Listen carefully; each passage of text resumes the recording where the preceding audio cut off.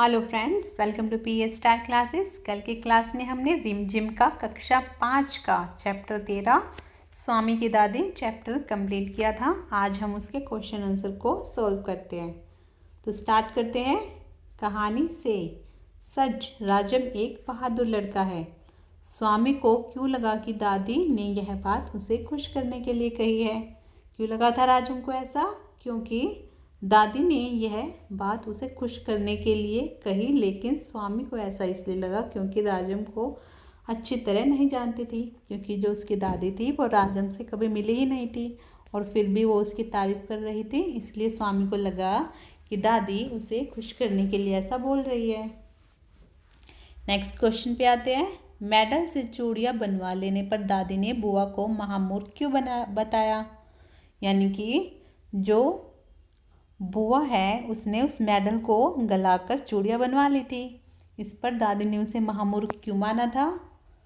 उत्तर देखते हैं इसका। मेडल से चूड़ियाँ बनवा लेने पर दादी ने बुआ को महामूर्ख इसलिए माना क्योंकि वह मेडल दादाजी को एमए करने पर मिला था, यानी वो बहादुरी के लिए मिला था। वह उनकी सफलता की निशानी थी, लेकिन बुआ ने उसे तुड़वाकर चूड़ियाँ बनवा ली थी। क्योंकि जो मेडल होता है वो प्राइसलेस होता है, उसकी कोई कीमत नहीं होती है। उसको सफलता के लिए या बहादुरी के लिए किसी को दिया जाता है और वो कभी भी नहीं तुड़वाना चाहिए। चूड़ियाँ तो वैसे भी कोई भी कितनी भी बनवा लेगा, लेकिन मेडल को कोई नहीं बनवा सकता है। इसलिए जो दादी थी उसने बुआ को महामूर्ख बताया था। ठीक है, नेक्स्ट क्वेश्चन देखते हैं। पाठ के आधार पर दादी या स्वामी के स्वभाव, आदतों आदि के बारे में तुम्हें क्या पता चलता है। किसी एक के बारे में 10 वाक्य लिखो। यानी कि जो हमने कहानी पढ़ी थी उसके आधार पर आपको दादी या स्वामी के जो स्वभाव है, उनका बिहेवियर है, उनके बारे में क्या पता लगता है, उनके बारे में 10 वाक्य लिखने हैं। ठीक है, स्वामी एक छोटा सा बच्चा था, यानी स्वामी के बारे में यहाँ पे 10 वाक्य लिखे हुए हैं। स्वामी एक छोटा सा बच्चा है।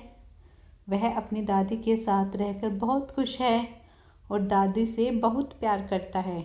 वह अपने दोस्त की बातें अपनी दादी को बढ़ा चढ़ाकर बताता है, लेकिन बाद में जब उसे उसकी बातों पर ध्यान नहीं देती है, जब दादी उसकी बातों पर ध्यान नहीं देती है, इसलिए उसे गुस्सा आता है। उसे पुरानी बातें सुनना अच्छा लगता है। वह दादी को अपनी बातें ध्यान से सुनने के लिए कहता है, लेकिन स्वयं उनकी बात ध्यान से नहीं सुनता। ठीक है, आपको भी या दादी के बारे में या स्वामी के बारे में जो भी बात अच्छी लगती है, या जो भी 10 बातें आपको उनके व्यवहार की लगती है, आपको वो लिखनी है। ठीक है, तुम्हारी समझ से स्वामी ने राजम को ऊंची चीज़ माना। क्या तुम स्वामी के राय से सहमत हो? अपने उत्तर के कारण लिखो। यानी जो स्वामी है वो राजम उसका दोस्त है, तो उसने उसको ऊंची चीज़ माना है। क्या तुम इससे सहमत हो? और जो सहमत हो तो अपने उत्तर का कारण भी लिखो। अब उत्तर क्या लिखे? हाँ, हम भी स्वामी की राय से सहमत हैं, क्योंकि राजम के पास पुलिस की वर्दी थी। उसके पिता पुलिस के अधीक्षक थे। राजम पढ़ने लिखने में बहुत ही होशियार था और उसने शेर को भी मारा था। तो यानी कि उसकी राय से सहमत हैं। ठीक है, नेक्स्ट प्रश्न पे आते हैं। प्रश्न नंबर 2 पर आते हैं। स्वामी का अपनी दादी के साथ कैसा रिश्ता था? 3-4 वाक्य लिखो। यानी स्वामी का और दादी का दोनों का कैसा रिश्ता था, इसके ऊपर हमें 3 से 4 वाक्य लिखने हैं। उत्तर देखते हैं। स्वामी का अपनी दादी के साथ प्यार भरा रिश्ता था। स्वामी अपनी दादी की गोद में स्वयं को सुरक्षित महसूस करता था, यानी उसे सेफ फील होता था। साथ ही अपनी दादी के साथ बहुत खुश रहता था। जैसे आप सब भी ऐसे ही अपनी दादी के साथ बहुत खुश रहते हैं, ऐसे ही स्वामी भी अपनी दादी के साथ बहुत खुश रहता था। आगे देखते हैं अब। कहानी हो तुम। प्रश्न का स्वामीनाथन के दादा रोबदार सब मजिस्ट्रेट थे। किसी व्यक्ति का रोब किन बातों से पता चलता है? यानी किसी व्यक्ति का अगर रोब है तो वो कैसे पता लगता है? किसी व्यक्ति का रोब उनके पद, यानी कि कौन सी पोस्ट पे थे वो, सब मजिस्ट्रेट यानी बहुत ही बड़े अधिकारी थे। उसके व्यक्तित्व, उनका कैसा व्यवहार रहता है लोगों से, और अन्य लोगों के उसके आदर सम्मान से पता चलता है, यानी और लोग उनकी रिस्पेक्ट करते हैं नहीं करते हैं, इन बातों से पता लगता है कि किसी व्यक्ति का रोब कितना है। ठीक है, नेक्स्ट क्वेश्चन देखते हैं। क्या तुम्हारे आसपास कोई रोबदार व्यक्ति है? शब्दों के जरिए उसका खाका लिखो। क्या तुमने अपने आसपास किसी ऐसे व्यक्ति को देखा है जिसका बहुत ही ज़्यादा रोब हो? उत्तर देखते हैं। हमारे घर के पास एक रोबदार अंकल हैं। वह पुलिस में हैं। उनकी मूंछें बड़ी बड़ी हैं। उनका शरीर भी काफ़ी मजबूत है। उनकी आवाज़ बहुत बुलंद है, यानी तेज़ और साफ है, और वे सदा खुश रहते हैं। सभी लोग अंकल का सम्मान करते हैं। ऐसे ही अगर आपके पास भी आसपास भी कोई ऐसा व्यक्ति है तो आपको उसके बारे में 4-5 वाक्य लिखने हैं। ठीक है, प्रश्न नंबर 2। स्वामीनाथन दादी के पास बहुत प्रसन्न और सुरक्षित महसूस कर रहा था। तुम कब असुरक्षित महसूस करते हो? यानी कि जो स्वामी था वो अपनी दादी के पास बहुत ही खुश और हैप्पी महसूस करता था, प्रसन्न महसूस करता था। अब पूछा कि तुम्हें कब असुरक्षित, कब अनसेफ फील होता है, कि जैसे तुम्हें कोई प्रॉब्लम हो सकती है। उत्तर देखते हैं। जब हम अकेले होते हैं। कि तुम्हें कब असुरक्षित, कब अनसेफ फील होता है, कि जैसे तुम्हें कोई प्रॉब्लम हो सकती है। उत्तर देखते हैं। जब हम अकेले होते हैं या अपने माता पिता से दूर होते हैं, उस समय हम असुरक्षित महसूस करते हैं। ठीक है, प्रश्न नंबर 3 देखते हैं। तुम इन हालात में कैसा महसूस करती हो? दोस्त के घर में। अब पूछा गया है तुम इन जगहों पर, यानी अलग अलग जगह दी हुई है, वहाँ पर कैसा महसूस करते हो। फर्स्ट है दोस्त के घर पर। उत्तर क्या होगा? दोस्त के घर पर हम बहुत खुशी महसूस करते हैं। जब अपने फ्रेंड से मिलने जाते हैं उनके घर पर तो हमें बहुत ही खुशी महसूस होती है। जब तुम पहली बार किसी के घर जाती हो, यानी फर्स्ट टाइम किसी के घर जाते हो तो कैसा लगता है? जब हम पहली बार किसी के घर जाते हैं तो हम थोड़ा सा अजीब महसूस करते हैं, क्योंकि हम किसी से पहली बार मिलते हैं, उनके घर जाते हैं तो हमें थोड़ा सा अजीब लगता है। रेलगाड़ी या बस में किसी सफ़र पर, जब कहीं पर घूमने जाते हैं, किसी सफ़र पे जाते हैं तो कैसा लगता है? रेलगाड़ी या बस में सफ़र करते समय हम बहुत ही खुश होते हैं। जब तुम मुख्याध्यापक के कमरे में जाती हो तब कैसा लगता है? जब हम मुख्याध्यापक के कमरे में जाते हैं तो हमें थोड़ा बहुत डर लगता है। ठीक है, आगे देखते हैं। अब पता करो सब मजिस्ट्रेट कौन होता है? क्या वह पुलिस विभाग में होता है? उत्तर क्या है? सब मजिस्ट्रेट एक जज होता है, वह पुलिस विभाग में नहीं होता है। ठीक है, तुम्हारा घर या स्कूल किस थाने में आता है? यानी तुम्हारे घर के पास कौन सा थाना पड़ता है? थाने में कौन कौन से पद होते हैं, यानी कौन कौन से अधिकारी होते हैं? उन व्यक्तियों के नाम भी पता करो जो इन पदों पर हैं।